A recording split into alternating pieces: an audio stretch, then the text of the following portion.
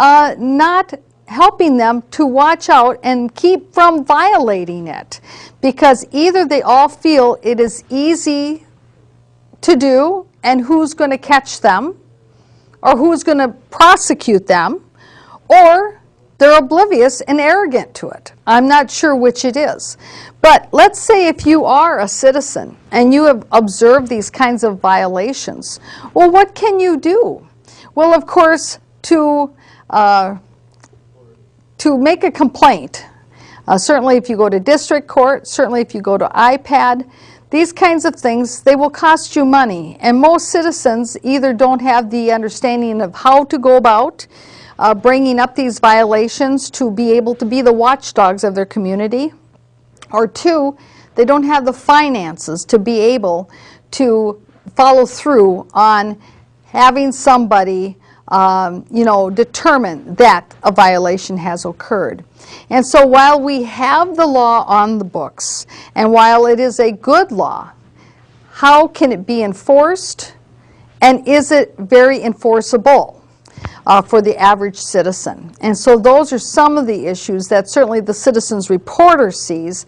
That, of course, there are times when you hear that there's various large newspapers that do take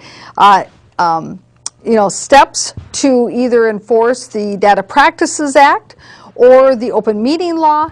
But for the most part, if it isn't somebody or an entity like that, for the most part, the regular citizen like you and I generally are not in the position to be able to do ask for enforcement when we see that there's a violation. So let's continue on with some of our film footage and see where they've got us at the film clips.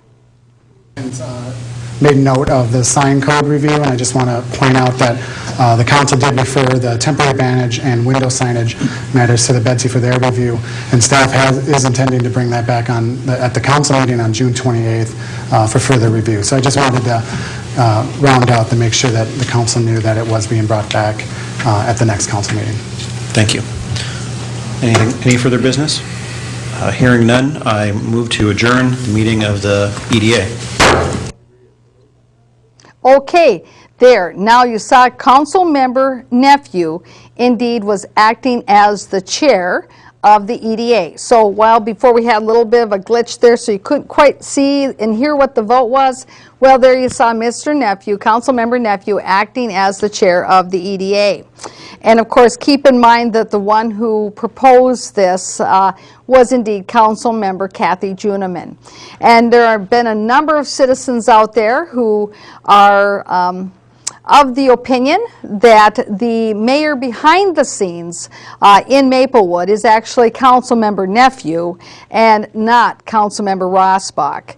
So we'll have to see how all that unfolds as the year lays out before us, and the council starts to look at other issues in the community. But when you watch the council meetings, watch for the interaction as to the tug of war, the subtle tug of war of power between Nephew and Rossbach. And of course, it's aided by Council Member Juniman, whose husband is, of course, very proud of the fact that he is the one who found Mr. Nephew, recruited him, and helped get him elected. A little interesting piece of gossip for you there. Let's continue on. Boy. So then, the City Council meeting is, where are we? Reconvene. Reconvene. There we go. Thank you. So the next thing on our agenda then is an ordinance prohibiting certain conduct related to motor vehicles. And isn't this actually the second reading? So it's not listed. Okay, so now as you see, the council then decided, okay, we're done with the EDA now. We're done with that meeting. It's been adjourned. Now let's go back to the council meeting. That's right, we've got some stuff left on our agenda that we haven't gotten to. Now, quite frankly, the better way to have done this, if indeed they were going to do the EDA as a separate body, is that they could have taken that portion of the items on their council agenda having to do with the EDA.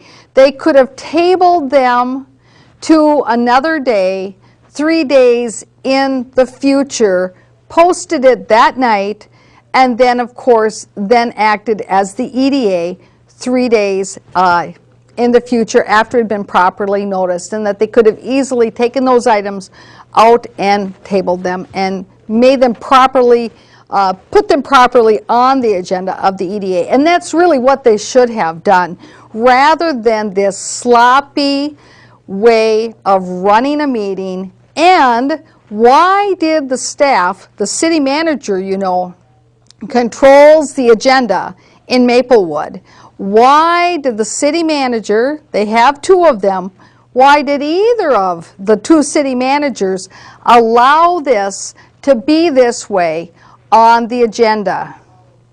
Sloppy work and arrogant. Let's continue on.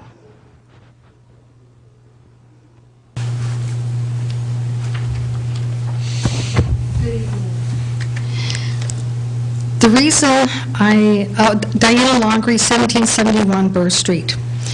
A little earlier, I was listening to the web streaming, and I had heard that the council meeting, that a vote was taken to adjourn the council meeting. Okay? Diana, does this have something to do with? Yes, it does. Okay. It does, because you are enacting an ordinance, you're going through a second reading. Heard that the council meeting, that a vote was taken to adjourn the council meeting. Okay? Diana, does this have something to do with? Yes, it does. Okay. It does, because you are enacting an ordinance, you're going through a second reading.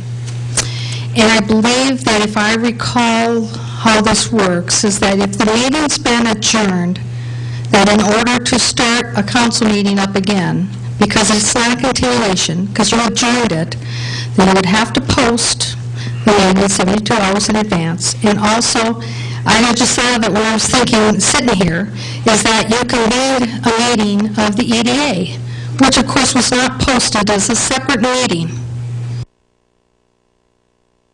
Start a council meeting up again, because it's Up then at the council meeting. I had not actually intended to go to the council meeting at that point in time. I was there to talk about something later in the meeting, but I felt it was very important to at least alert the council to the fact that I felt that they were violating the open meeting law, so that I could see whether or not, if there was any acknowledgement of it, if there was any remorse of it, if there was any kind of reaction whatsoever. And all I can tell you is that everybody looked at me like, when will she go away? When will she go away and let us continue our business the way we want to conduct our business? What a shame. What a shame. Let's continue on. continuation, because you adjourned it, then you would have to post the meeting 72 hours in advance. And also, I had just thought of it when I was thinking, sitting here, is that you convened a meeting of the EDA, which of course was not posted as a separate meeting. And so you convened a meeting of the EDA, which was not posted.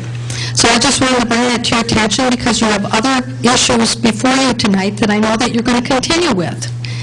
And even though you said you were reconvening the meeting, the motion was made by Mr. Nephew to adjourn the council meeting, and that was the vote. So thank you. Yeah, well, anyway, as I said, they didn't have a thing to say. They didn't even say sorry. They didn't even apologize to the citizens for their oversight. Not one word. Well, let's continue on. See what else we have here that we need to report on at the Citizens Reporter. Anna, was she the only one who had signed up to? Oh, okay. Is there anyone else that actually wants to speak to the issue? Okay. Now, of course, what they were talking about is that they were actually talking about the second reading of an ordinance. And, well, gee, I would think that those folks who may have been watching at home may have thought that Mayor Rossbach came off as a little condescending. But that's okay, because I think what they have found is that it's actually consistent with the overall flavor of the council meetings of late, is that I've heard from a number of citizens that the environment at the city council meetings has become less welcoming, that I talked to some citizens who had attended a public hearing not too long ago with regard to a road reconstruction project, that they actually felt very kind of almost afraid to go up and to speak, because they were afraid that the mayor might say something condescending or rude to them. And here they are, you know, the first time they've been up at a public meeting at city council, and they're trying to talk about something with the road reconstruction project, and they were afraid that, you know, what kinds of things will be said to them or about them when they come up in front of the council to voice their objections.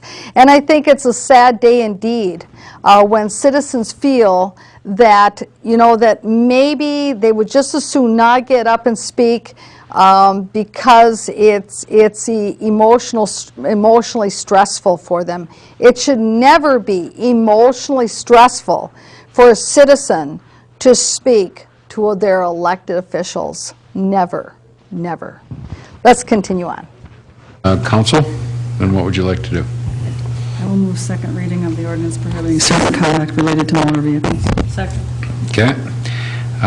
So, Ms. Juneman has made a motion, and Ms. Wozlak has seconded it, and this is the second reading of the ordinance which prohibits certain conduct related to motor vehicles. So, of course, this is the other interesting thing that the Citizens Reporter has found about the meetings of late, is that they will talk in surface terms about what they're doing. Okay, so now they're passing an ordinance about certain conduct that's not allowed in a motorized vehicle. Now, you're a citizen, you're watching this at home. What conduct is not allowed? Have you been able to hear or tell what that conduct is? Well, certainly when they were talking about the ordinance itself, because they've got all their behind-the-scenes conversations, they don't want to spend a lot of time talking about it in front of the camera, because they all have an understanding of what it is, and they've all had their discussions behind the scenes with the staff and the city attorney. And so why would they want to talk about it in front of the camera so citizens can tell what it is? But in essence, what it is that the kind of conduct that in Maplewood that you should not engage in now, that is a new kind of conduct that you should not do in a motorized vehicle, is that you should not be driving the vehicle and have people have their legs hanging out the windows, or that the vehicle should not be moving and having people on the hood of the car. And so those are the kinds of conduct that's not allowed. So that's what that ordinance is all about. Certainly, if you would like to have a copy of that ordinance so you can read it in its entirety, certainly feel free to call City Hall. And that number is 651-249-2000, and ask for Miss Karen Guilfoyle, who is the designated person under the Data Practices Law, who can get you a copy of that ordinance so that you can read it in its entirety. Let's continue on. Further discussion? Hearing or seeing none, all in favor say aye. Aye. Any opposed? Carries ayes all. The next item that's... So anyway, At first, you know, when this ordinance was first going to be, when it went through its first reading, the council meeting before this, originally Mayor Rossbach wanted to just pass it on the first reading and bypass the second reading in its entirety.